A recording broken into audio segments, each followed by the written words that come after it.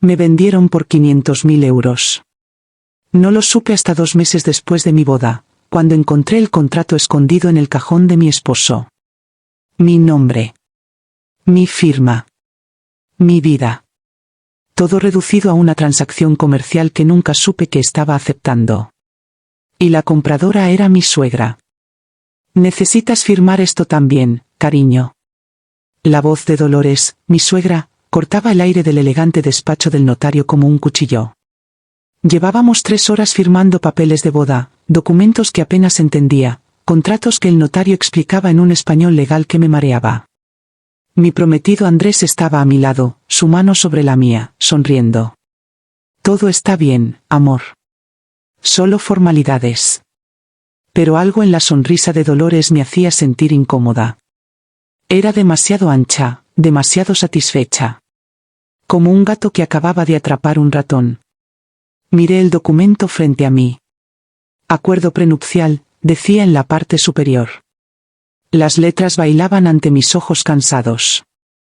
Habíamos estado firmando tanto que mi mano derecha estaba entumecida. Mi nombre es Natalia Moreno y tengo 26 años. En ese momento, sentada en ese despacho de mármol y caoba en el centro de Sevilla, estaba a solo 2 semanas de mi boda. 2 semanas de convertirme en la esposa de Andrés Ruiz, el hombre del que me había enamorado hacía 2 años en una galería de arte en el barrio de Triana. Él era guapo, exitoso, atento. Su familia era rica, propietaria de varias bodegas de vino en Jerez. Yo era una simple profesora de primaria que vivía en un pequeño apartamento con mi hermana mayor Patricia. Cuando Andrés me pidió matrimonio en la Giralda al atardecer, con toda Sevilla extendiéndose bajo nosotros como un tapiz dorado, pensé que era el momento más feliz de mi vida. Tal vez debería haber prestado más atención a la expresión en el rostro de Dolores cuando se lo contamos. No era alegría exactamente. Era más bien alivio.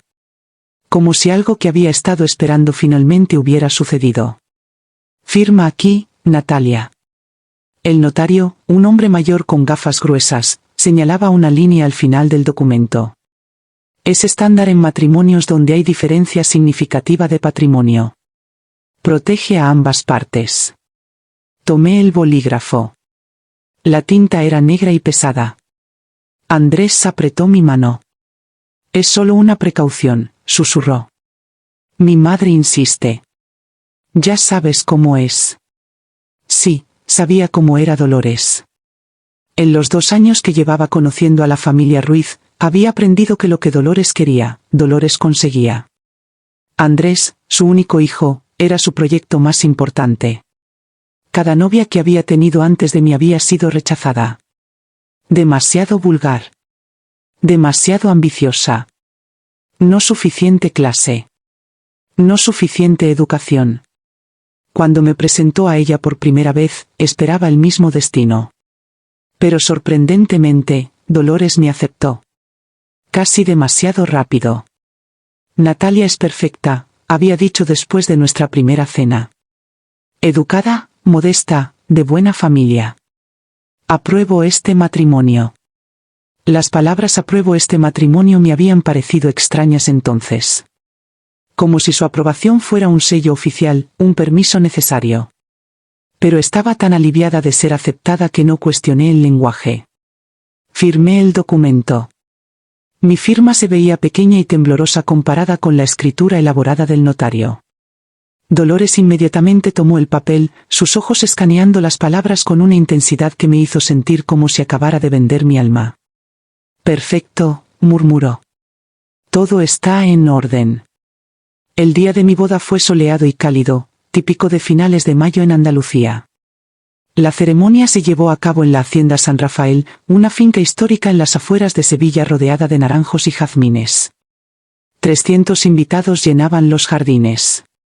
La mayoría eran amigos de negocios de la familia Ruiz. Yo había invitado a 20 personas. Mi hermana Patricia era mi dama de honor. Mis padres habían muerto en un accidente de coche cuando yo tenía 19 años, dejándonos a Patricia y a mí con solo el uno al otro. Estás hermosa, me dijo Patricia mientras ajustaba mi velo. El vestido era un diseño de alta costura que Dolores había insistido en comprar. Encaje de chantilly, perlas importadas, una cola de 3 metros. Me hacía sentir como una muñeca de porcelana. Hermosa pero frágil. Lista para romperse. Hay algo extraño en todo esto, continuó Patricia, su voz baja. Toda esta prisa. Todo este control de Dolores. Natalia, ¿estás segura? Estoy enamorada de Andrés, respondí. Y esa era la verdad. O al menos, era la verdad que me había estado diciendo a mí misma durante 2 años. Andrés era amable conmigo. Me traía flores. Me llevaba a cenar. Me decía que era especial. Después de años de sentirme invisible, de ser solo la maestra sin pretensiones que nadie notaba, ser amada por alguien como Andrés se sentía como un milagro. Pero Patricia tenía razón sobre la prisa. Nos habíamos comprometido en marzo. Ahora era mayo. 2 meses. Dolores había insistido en una boda rápida. No hay razón para esperar, había dicho. Cuando sabes que es correcto, es correcto. Había contratado a los planificadores de bodas más caros de Sevilla, reservado la hacienda, ordenado flores de Holanda. Todo sucedió tan rápido que apenas tuve tiempo de procesar que me estaba casando. La ceremonia fue perfecta. Andrés se veía guapo en su traje oscuro. Sus votos fueron conmovedores. Prometió amarme, honrarme, cuidarme. Cuando nos besamos, los invitados aplaudieron. Dolores, sentada en primera fila con un vestido de seda color champán, sonreía. Esa misma sonrisa de gato satisfecho que había visto en el despacho del notario. La recepción fue opulenta. Comida preparada por un chef con estrellas Michelin. Vino de las propias bodegas de la familia Ruiz. Un cuarteto de cuerdas tocaba música clásica mientras los invitados cenaban bajo guirnaldas de luces. Todo era como un cuento de hadas. Yo era Cenicienta en el baile, excepto que no había hada madrina. Solo Dolores, observando cada movimiento, asegurándose de que todo fuera según su plan. Durante el baile de apertura, Andrés me sostuvo cerca. Te amo, susurró en mi oído. Sé que todo esto ha sido abrumador. Mi madre puede ser intensa. Pero quiero que sepas que yo te elegí. Te elegí a ti. Las palabras eran dulces, pero había algo en cómo las dijo. Como si estuviera tratando de convencerse a sí mismo. Como si estuviera repitiendo algo que había ensayado. Pero estaba feliz. O al menos, estaba tratando de estar feliz. Esta era mi boda. Este era mi día. Patricia se acercó durante el brindis. Su rostro estaba pálido. Natalia, necesito hablar contigo. Ahora. Estoy en medio de mi recepción, susurré. ¿Puede esperar? No. Sus ojos estaban serios. Oscuros. Asustados. He escuchado algo. Algo sobre Dolores y Andrés. Algo que necesitas saber. Pero antes de que pudiera decir más, Dolores apareció entre nosotras. Patricia, qué encantadora estás esta noche. ¿Por qué no vas a buscar un poco de champán? Natalia y yo necesitamos hablar en privado. Patricia me lanzó una mirada que decía no la dejes manipularte. Pero ya era demasiado tarde. Dolores me había tomado del brazo, sus dedos apretándose en mi piel como garras, y me estaba guiando hacia el interior de la hacienda. Lejos de los invitados. Lejos de Patricia. Lejos de los testigos. Necesito mostrarte algo, dijo Dolores mientras me llevaba por un pasillo con retratos de la familia Ruiz mirando desde las paredes. Tu regalo de boda de mi parte. Algo especial. Abrió la puerta de una biblioteca privada. El cuarto olía a libros antiguos y brandy caro. En el escritorio había una caja de terciopelo negro. Dolores la abrió. Dentro había un collar de diamantes tan elaborado que casi me hizo llorar. Era hermoso.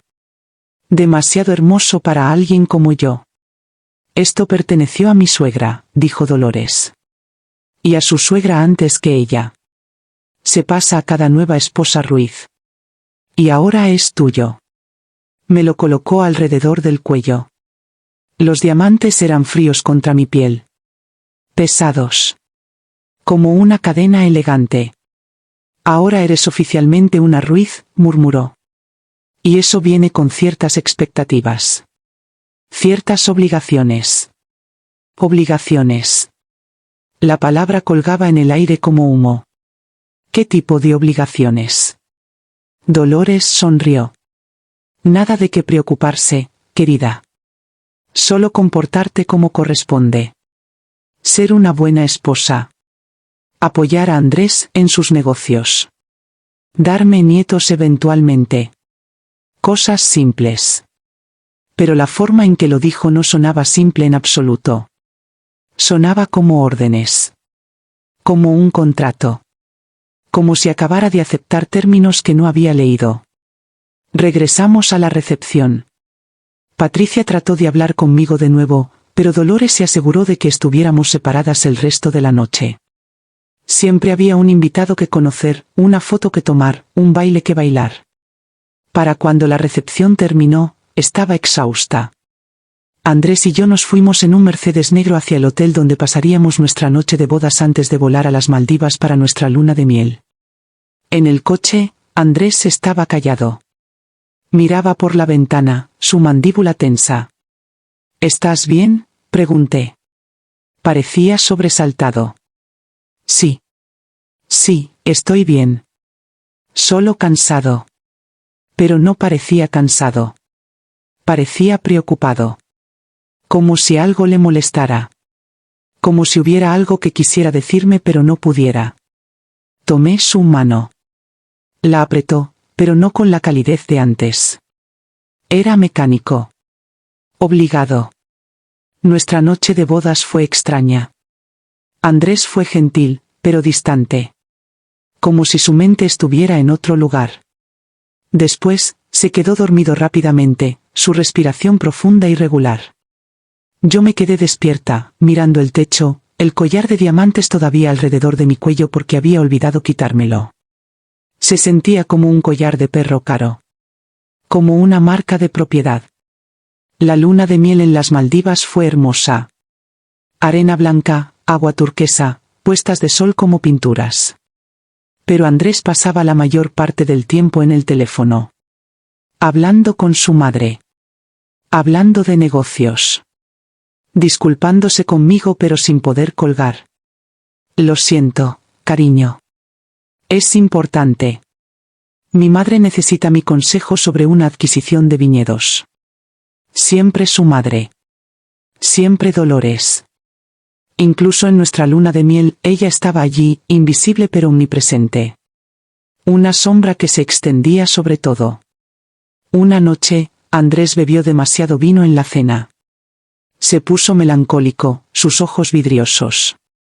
Natalia, comenzó, hay cosas que debes saber. Cosas sobre mi familia. Sobre por qué nos casamos tan rápido. Mi corazón se aceleró. ¿Qué cosas? Pero entonces su teléfono sonó. Era Dolores, por supuesto. Él respondió inmediatamente, su voz instantáneamente sobria. Sí, mamá. No, no he dicho nada. Sí, lo entiendo.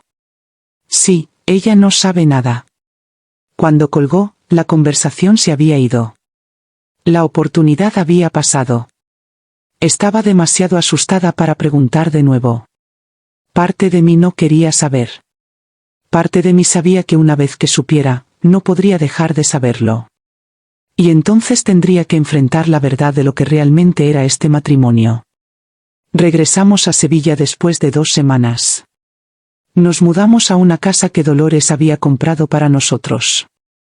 Una villa moderna en el exclusivo barrio de Los Remedios, con vistas al río Guadalquivir. Era hermosa, con muebles de diseñador, una cocina de última generación, un jardín con fuente. Pero no se sentía como mi casa. Se sentía como un escenario. Como un lugar donde se suponía que debía interpretar el papel de esposa perfecta. Dolores visitaba todos los días. A menudo sin avisar. Entraba con su propia llave, trayendo comida o vino o ropa que había comprado para mí.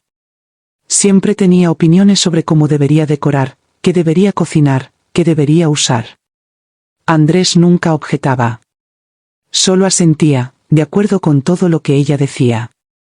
Sí, mamá. Buena idea, mamá. Lo que tú digas, mamá. Comencé a sentirme como una extraña en mi propia vida. Dejé mi trabajo como maestra porque Dolores insistió. Las esposas Ruiz no trabajan, dijo. Es vulgar. Tienes todo el dinero que necesitas. Concéntrate en hacer de esta casa un hogar. Concéntrate en cuidar a mi hijo. Patricia me llamaba todos los días. ¿Cómo estás?, preguntaba, su voz tensa de preocupación. Natalia, necesito hablar contigo sobre algo importante. Algo que descubrí en tu boda. Estoy bien, mentía. Solo ajustándome a la vida de casada. Patricia, estás preocupándote por nada. Pero no era nada.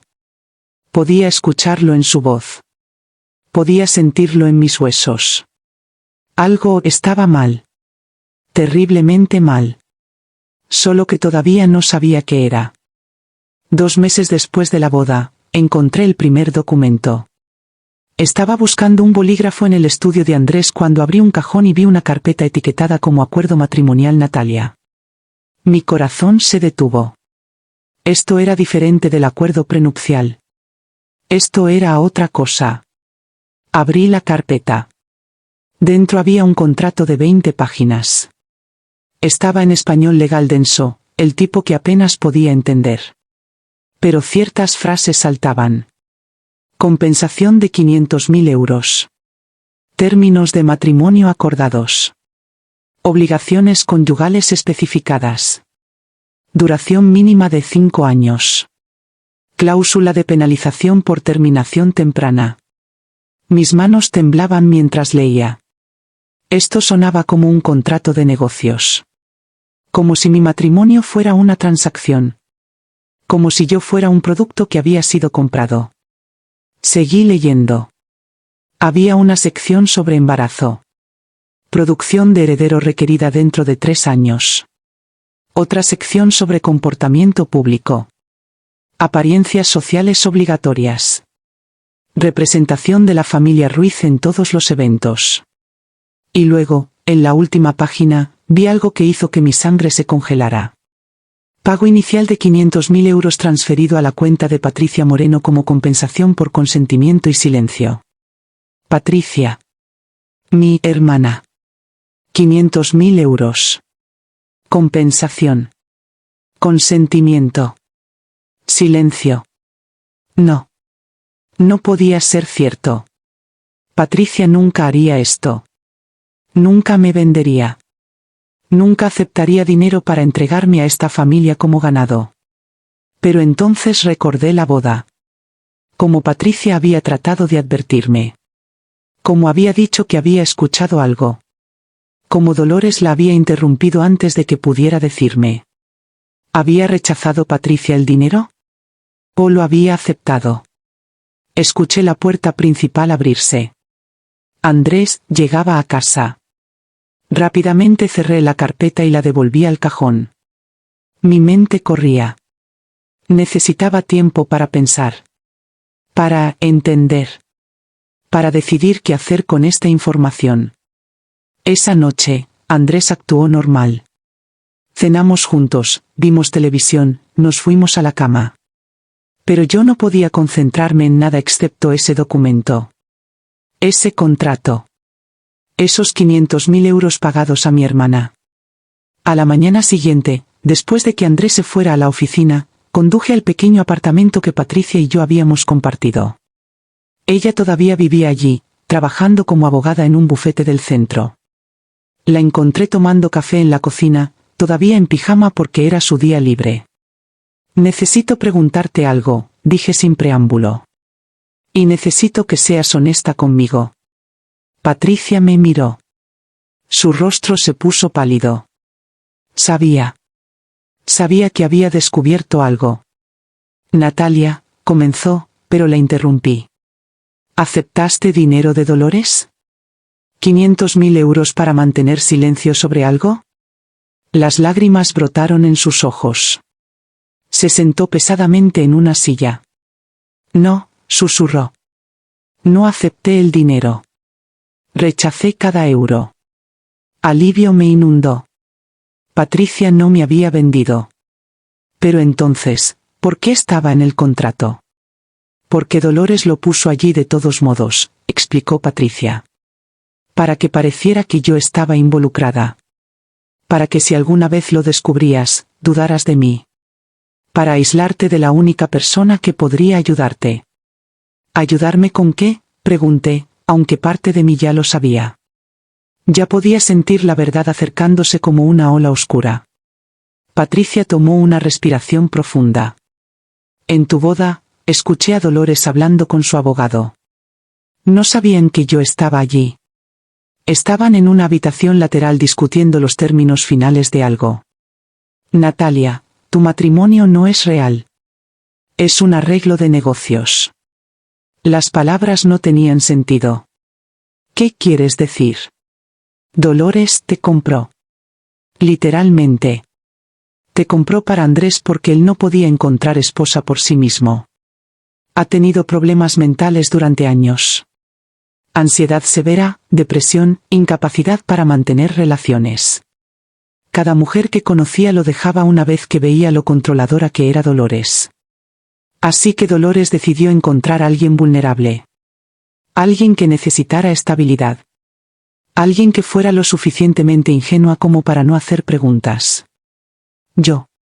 Ella me estaba describiendo a mí. La huérfana pobre. La profesora simple. La chica que estaba tan agradecida de ser amada que no vio que estaba siendo manipulada. Hay más, continuó Patricia. El acuerdo especifica que debes permanecer casada durante 5 años mínimo. Durante ese tiempo, debes proporcionar un heredero. Si te vas antes, debes pagar una multa de 1.000.000 de euros. Si no proporcionas un heredero, se considera incumplimiento de contrato y pierdes todo. La casa, el dinero, todo. 1.000.000 de euros. No tenía 1.000.000 de euros. No tenía nada. Había dejado mi trabajo. Mis ahorros eran mínimos. Estaba completamente dependiente de la familia Ruiz. Patricia tomó mi mano. Por eso traté de advertirte en la boda.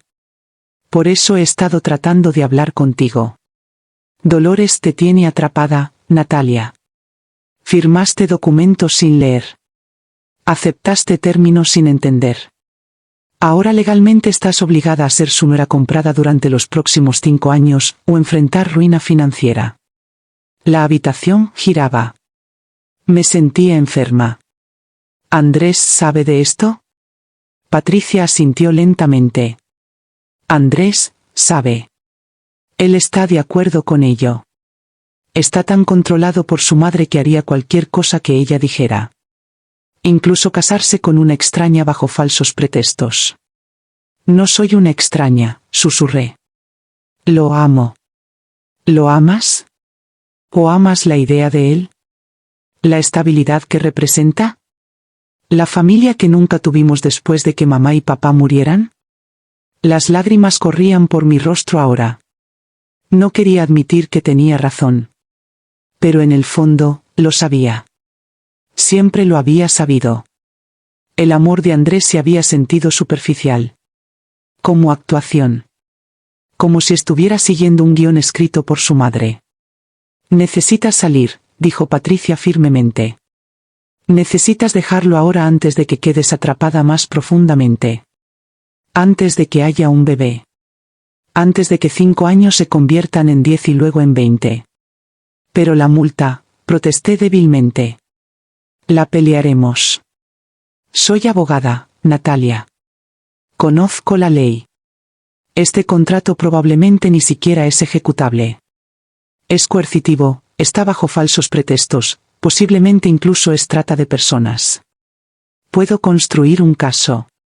Pero tienes que ser valiente. Tienes que estar dispuesta a luchar. Conduje de regreso a la villa en Los Remedios en un aturdimiento. Todo lo que pensaba que sabía sobre mi vida era una mentira. Mi esposo no me amaba. Mi suegra me había comprado como se compra un mueble. Mi matrimonio era una transacción comercial disfrazada de cuento de hadas. Cuando llegué a casa, Dolores estaba allí. Por supuesto que estaba allí. Sentada en mi sala de estar como si fuera dueña del lugar. Lo cual, supongo, técnicamente lo era. Ella había comprado la casa. Ella había comprado todo. Incluyéndome a mí. Natalia, querida. Te ves pálida. ¿Estás enferma? Necesito hablar con Andrés, dije, mi voz más firme de lo que esperaba. Andrés, está en el trabajo. ¿Puedes hablar conmigo? ¿Qué sucede? La miré a los ojos. Por primera vez, vi a Dolores Ruiz por lo que realmente era. No una suegra estricta. No una matriarca protectora. Una mujer que compraba personas. Una mujer que trataba a los seres humanos como propiedades. Una mujer que había construido un imperio sobre control y manipulación. Sé lo del contrato, dije simplemente. Su rostro no cambió. Ni siquiera parpadeó. Ah. Encontraste la carpeta. Andrés debería haber sido más cuidadoso. No voy a jugar este juego, Dolores. No voy a ser tu propiedad comprada. Quiero la anulación. Ahora ella sonrió. Esa sonrisa de gato satisfecho que había visto tantas veces. Querida niña. No hay anulación. Firmaste un contrato. Tienes obligaciones legales. Y si intentas irte, te demandaré por cada euro que mi familia ha invertido en ti. La boda. La luna de miel. Esta casa. La ropa. Las joyas. Todo suma más de 1 millón de euros. ¿Cómo piensas pagar eso con tu salario de profesora? Oh, espera, ya no tienes salario. Renunciaste a mi insistencia. Estaba atrapada. Ella lo sabía. Yo lo sabía. Todo había sido planeado meticulosamente. Cada movimiento. Cada decisión. Todo diseñado para hacerme completamente dependiente y completamente impotente. Dame una semana, dije finalmente. Una semana para decidir qué hacer. Dolores se encogió de hombros. Tómate todo el tiempo que necesites, querida. Pero recuerda, cada día que te quedas, es otro día más cerca de proporcionarnos ese heredero. Tic-tac. Esa noche, Andrés llegó a casa tarde. Había estado bebiendo. Podía olerlo en él. Se sentó en el borde de la cama, su cabeza en sus manos. Lo sabes, dijo. Lo sabes todo. ¿Por qué? Pregunté. ¿Por qué hiciste esto? Su risa fue amarga. Porque soy débil, Natalia. Porque he estado bajo el pulgar de mi madre toda mi vida. Porque cada vez que intenté ser independiente, me aplastó. Me hizo dependiente de ella financieramente, emocionalmente, de todas las formas.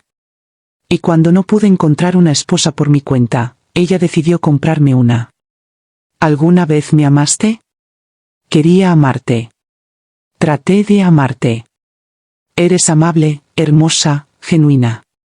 Todo lo que mi madre no es. Pero el amor no fue parte del trato. El deber era parte del trato. El heredero era parte del trato. La apariencia era parte del trato. Entonces déjame ir, supliqué. Andrés, si hay alguna decencia en ti, déjame ir. Él negó con la cabeza. No puedo. Ella me destruirá. Me desheredará. Me quitará todo. Sin mi madre, no soy nada. No tengo habilidades, no tengo conexiones, no tengo identidad fuera de ser su hijo. Era triste. Patético incluso. Un hombre de 32 años tan controlado por su madre que había permitido que ella comprara su matrimonio. Pero también estaba enojada. Porque su debilidad me había atrapado también. Su incapacidad de defenderse a sí mismo me había convertido en su prisionera. Llamé a Patricia a la mañana siguiente. Necesito tu ayuda. Necesito escapar de esto. Ya estoy trabajando en ello, dijo. He estado investigando. Dolores Ruiz tiene enemigos, Natalia. Socios comerciales que estafó. Empleados que despidió injustamente. Otras mujeres que sus hijos cortejaron y que fueron rechazadas. Si podemos encontrar a estas personas, si podemos construir un patrón de comportamiento abusivo y coercitivo, podemos demoler su imperio. Y liberarte en el proceso. Durante las siguientes semanas, Patricia trabajó incansablemente. Entrevistó a personas. Reunió documentos. Construyó un caso. Mientras tanto, yo tuve que seguir viviendo en la villa, pretender que todo estaba bien, soportar las visitas diarias de Dolores y sus comentarios sobre cuándo Andrés y yo empezaríamos a intentar tener un bebé. Pronto, mentía. Estamos disfrutando de estar recién casados primero. Pero ella me estaba presionando más. Un día trajo un médico a la casa. Para un chequeo, dijo. Solo para asegurarnos de que eres fértil. Rechacé. Me puse firme por primera vez. No, dije. No voy a ser examinada como ganado reproductor. Su rostro se endureció. Tienes obligaciones contractuales, Natalia. Las obligaciones contractuales bajo coerción no son válidas, respondí, usando el lenguaje que Patricia me había enseñado. Y estoy comenzando a pensar que este matrimonio completo fue obtenido fraudulentamente. Dolores se acercó, su voz bajando a un siseo. Ten cuidado, niña. Tengo abogados que te harán pedazos. Tengo recursos que ni siquiera puedes imaginar. Si me cruzas, te arruinaré. A ti y a tu hermana. Allí estaba. La amenaza desnuda. El poder detrás de la sonrisa elegante y los modales refinados. Dolores Ruiz era una matona. Una matona rica, sofisticada, pero una matona sin embargo. Patricia finalmente terminó su investigación 2 meses después de que yo descubriera el contrato. Tengo algo, dijo cuando nos encontramos en un café discreto en el centro de Sevilla. Algo grande. Colocó una carpeta sobre la mesa. Dentro había declaraciones de 5 mujeres diferentes. Todas habían sido objetivo de Dolores para sus otros parientes masculinos. Primos. Sobrinos. Incluso su difunto esposo había sido objeto de su manipulación. Cada historia era similar a la mía. Contratos ocultos. Arreglos financieros. Mujeres tratadas como mercancía. Pero hay más, continuó Patricia. Dolores ha estado evadiendo impuestos durante años. Usando empresas fantasma. Ocultando activos. La cantidad asciende a millones. Si esto sale a la luz, no solo enfrentará demandas civiles, enfrentará cargos criminales. ¿Cómo conseguiste esto? Un antiguo contador de la familia Ruiz. Lo despidieron cuando cuestionó las prácticas contables. Ha estado esperando años para vengarse. Cuando le conté tu situación, me dio todo. Teníamos munición. Ahora necesitábamos una estrategia. Patricia consultó con un abogado senior en su firma, alguien especializado en derecho familiar y fraude. Juntos, elaboraron un plan. Primero, solicitaría la anulación basándome en fraude y coerción. Segundo, presentaríamos una demanda civil contra Dolores por tráfico y explotación. Tercero, enviaríamos la evidencia de evasión fiscal a las autoridades fiscales españolas. Era arriesgado. Dolores lucharía. Probablemente intentaría destruirnos. Pero era mi única oportunidad de libertad. Mi única oportunidad de recuperar mi vida. Presentamos los papeles un lunes por la mañana. Para el mediodía, el abogado de Dolores había llamado. Estaba furiosa. Exigía una reunión. Patricia y yo fuimos juntas, con su abogado senior acompañándonos. La reunión fue en el elegante bufete de abogados de Dolores en el centro de Sevilla, todo cristal y acero y vistas de la ciudad. Dolores estaba allí, flanqueada por 3 abogados. Su rostro era una máscara de furia controlada. Esto es absurdo, escupió. Un intento transparente de extorsión. Extorsión es un término interesante, dijo el abogado de Patricia con calma, viniendo de alguien que literalmente compró una esposa para su hijo. No compré nada. Proporcioné compensación por un arreglo matrimonial mutuamente beneficioso. ¿Mutuamente beneficioso? Natalia no sabía nada al respecto. Eso se llama fraude. La reunión se volvió acalorada. Amenazas fueron lanzadas de ida y vuelta. Dolores intentó intimidar. Intentó sobornar. Ofreció $500,000 si me iba en silencio y firmaba acuerdos de confidencialidad. Patricia rechazó en mi nombre. No es suficiente. Entonces, ¿qué quieres? Anulación inmediata sin penalización. $1,000,000 en compensación por angustia emocional y salarios perdidos. Y Dolores debe estar de acuerdo en dejar de atacar a mujeres vulnerables para su familia. Dolores se rió. Es ridículo. Nunca aceptaré esos términos. Entonces nos vemos en la corte, dijo Patricia. Y cuando lo hagamos, cada detalle sucio de cómo opera será público. Cada mujer que has manipulado testificará. Cada documento financiero fraudulento será examinado. Para cuando terminemos, no solo perderás tu reputación, perderás tu libertad. El rostro de Dolores se puso blanco. Era la primera vez que la había visto asustada. Sus abogados susurraron entre ellos. Necesitamos discutir esto en privado, dijo uno. Esperamos en una sala de conferencias separada durante 1 hora. Patricia apretó mi mano. Estás siendo tan valiente. No me siento valiente. Me siento aterrorizada. Valiente no significa no tener miedo. Significa hacer lo correcto incluso cuando tienes miedo. Finalmente, los abogados de Dolores regresaron. Aceptaremos la anulación sin penalización. Pagaremos €750,000 en compensación.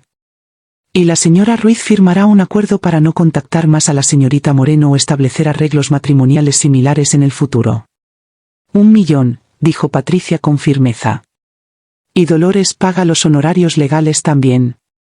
Más susurros. Más negociación. Finalmente, asintieron. De acuerdo. Y así, después de 4 meses de matrimonio, fui libre. El acuerdo se firmó 1 semana después. El dinero se transfirió a mi cuenta. La anulación fue procesada. Legalmente, era como si el matrimonio nunca hubiera sucedido. Excepto que sí sucedió. Y los recuerdos, las cicatrices emocionales, el trauma de ser tratada como propiedad, esos permanecerían conmigo por mucho tiempo. Andrés nunca me contactó después. Escuché a través de conocidos mutuos que había entrado en terapia. Que finalmente estaba tratando de separarse de su madre. Esperaba que fuera cierto. Esperaba que encontrara alguna forma de ser su propia persona. Pero no era mi problema ya más. Dolores intentó silenciarme. Envió abogados con acuerdos de confidencialidad.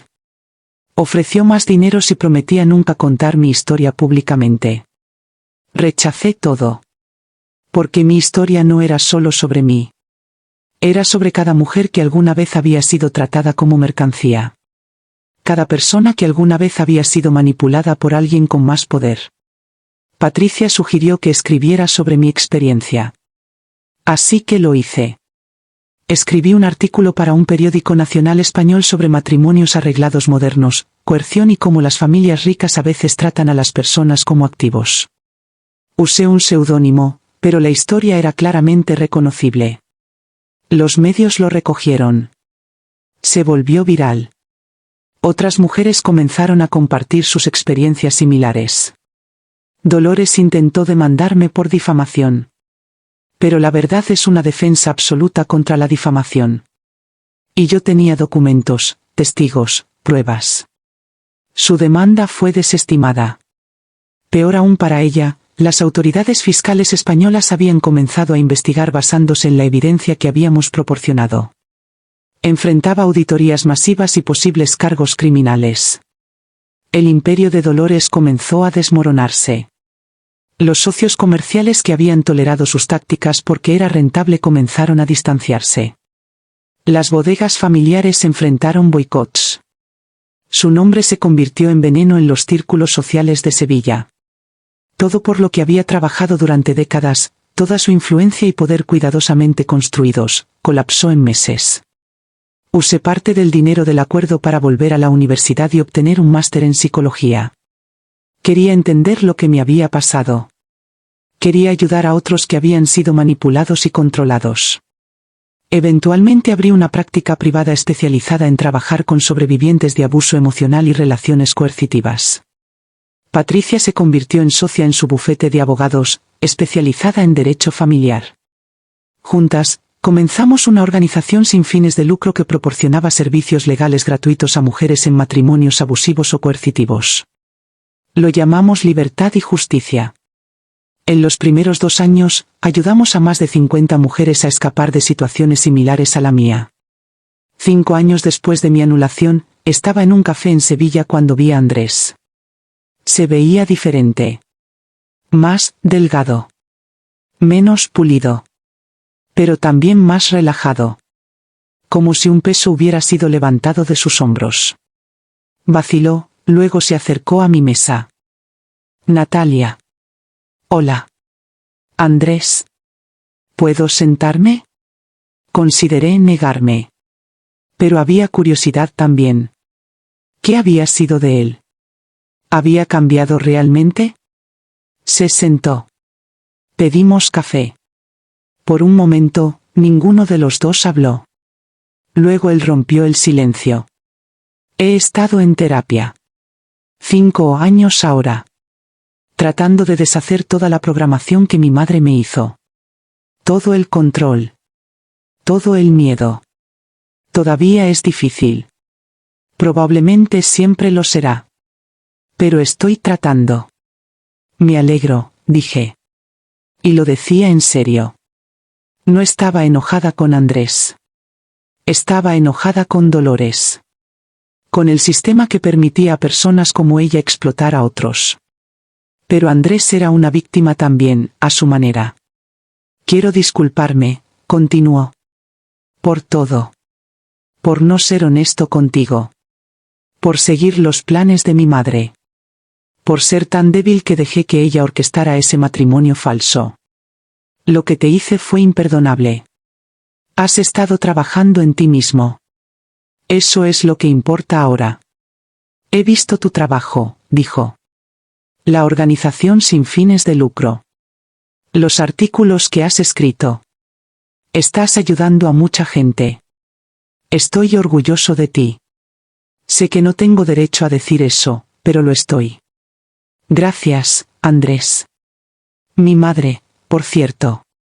Está en prisión ahora. 2 años por evasión fiscal y fraude.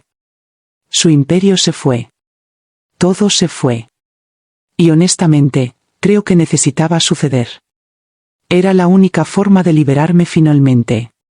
¿Cómo estás manejándolo? Estoy trabajando en una bodega pequeña en Jerez. Nada glamoroso. Solo trabajo honesto. Estoy aprendiendo el negocio desde abajo, no como heredero sino como empleado. Es humillante. Pero también liberador. Por primera vez en mi vida, no soy el hijo de Dolores Ruiz. Solo soy Andrés. Me alegra escuchar eso.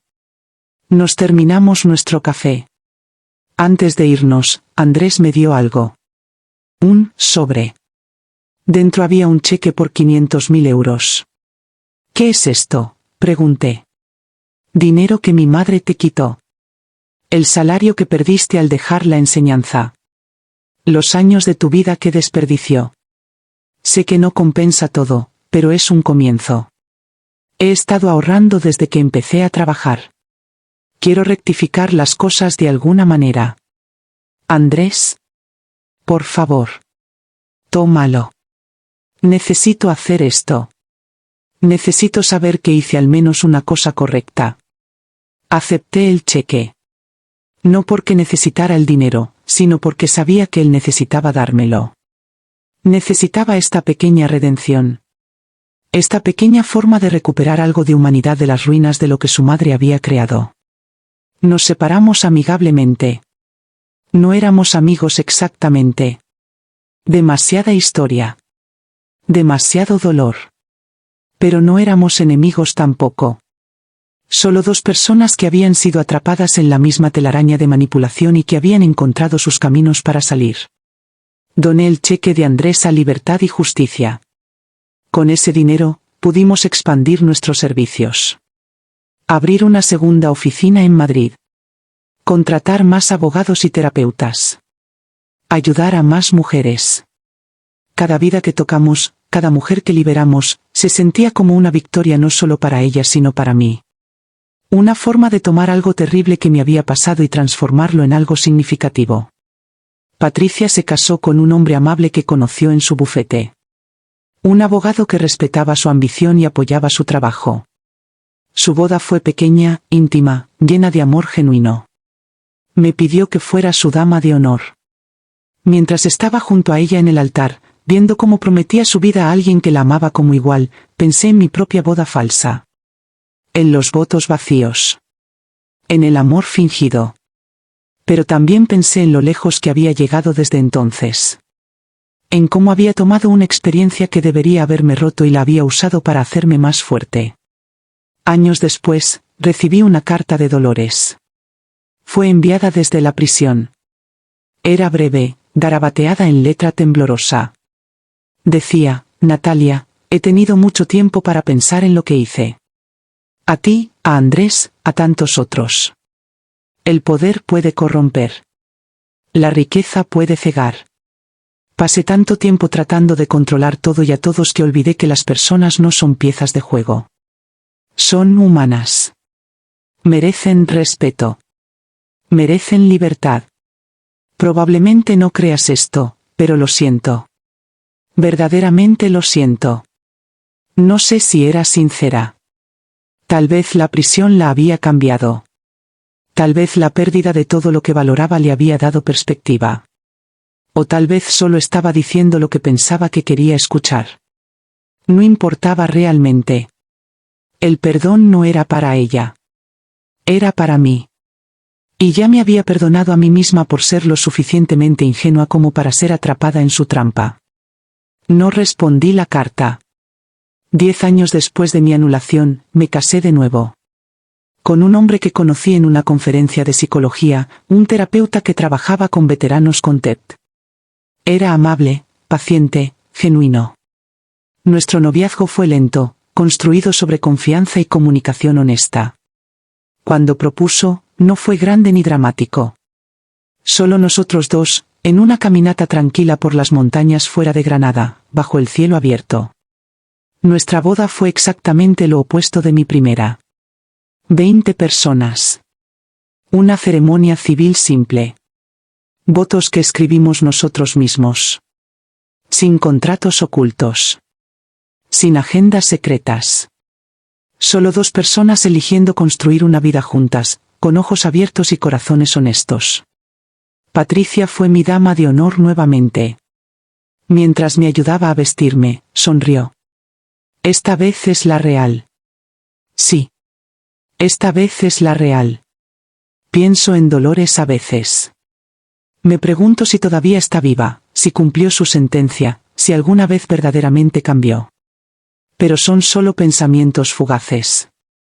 Ya no ocupa espacio en mi mente o en mi corazón. Es una lección que aprendí, una historia que sobreviví, una cicatriz que sanó. El trabajo con Libertad y Justicia continúa. Hemos ayudado a cientos de mujeres ahora. Cada una tiene su propia historia, sus propias circunstancias únicas. Pero todos comparten algo en común, la experiencia de ser tratadas como menos que humanas por personas que debían amarlas. Y todos comparten algo más también, la fuerza para escapar, para reconstruir, para reclamar sus vidas. A veces doy charlas en universidades sobre relaciones coercitivas y señales de advertencia de abuso. Siempre comienzo diciendo lo mismo: si alguien te hace sentir que no mereces respeto, que deberías estar agradecida por migajas de afecto, que tu valor está ligado a tu utilidad para ellos, no es amor. Es control. Y mereces mejor. Las estudiantes jóvenes escuchan atentamente. Algunas lloran. Algunas se acercan después y comparten sus propias historias. Me recuerdan a mí misma a los 26 años, ingenua y desesperada por ser amada. Quiero protegerlas a todas. Pero sé que no puedo. Todo lo que puedo hacer es compartir mi historia, ofrecer mis recursos y esperar que si se encuentran en una situación similar, recuerden que hay una salida. Patricia y yo todavía dirigimos la organización juntas. Ella maneja el lado legal. Yo manejo el lado terapéutico. Es trabajo duro, a veces desgarrador. Pero también es gratificante de formas que nunca imaginé. Cada mujer que ayudamos a escapar se siente como una pequeña victoria contra personas como Dolores. Contra sistemas que permiten que personas vulnerables sean explotadas. Contra una cultura que a veces todavía trata a las mujeres como mercancías. Mi matrimonio actual es feliz. Tenemos 2 hijos ahora. Los criamos con la lección más importante que aprendí de mi experiencia, que tu valor no viene de afuera. Viene de adentro. Que nadie tiene derecho a controlar tu vida, sin importar cuánto dinero tengan o cuánto poder ejerzan. Que mereces ser amada por quien eres, no por lo que puedes proporcionar. Mis hijos nunca conocerán a Dolores. Nunca conocerán la versión de mí que fue lo suficientemente desesperada por pertenecer como para firmar su vida. Solo conocen a la madre que construyó algo significativo de las cenizas. La madre que lucha por otros. La madre que les enseña que ser fuerte no significa nunca ser vulnerable, significa levantarse incluso después de que te derriban. A veces conduzco por los Remedios y paso por la villa donde viví brevemente como la esposa comprada de Andrés.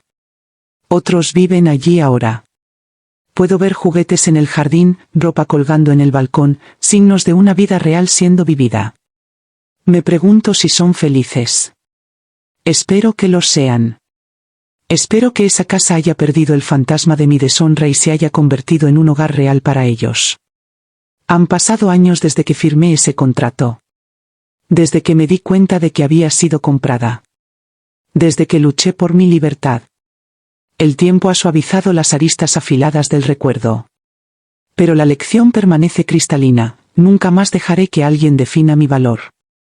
Nunca más firmaré algo sin leerlo completamente. Nunca más seré tan ingenua como para confiar ciegamente.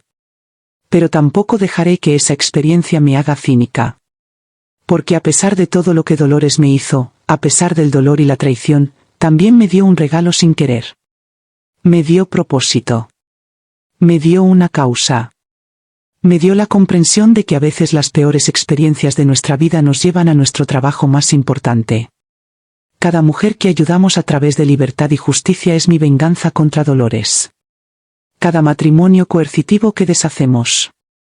Cada contrato fraudulento que exponemos. Cada mujer vulnerable que empoderamos. Ese es mi legado. No la humillación de haber sido comprada, sino el triunfo de construir un sistema para asegurar que otras no sufran el mismo destino. Patricia a menudo dice que tomé una situación imposible y la convertí en impacto imposible. No sé si eso es cierto. Solo sé que cuando te derriban, tienes 2 opciones, quedarte abajo o levantarte más fuerte. Elegí levantarme. Elegí luchar.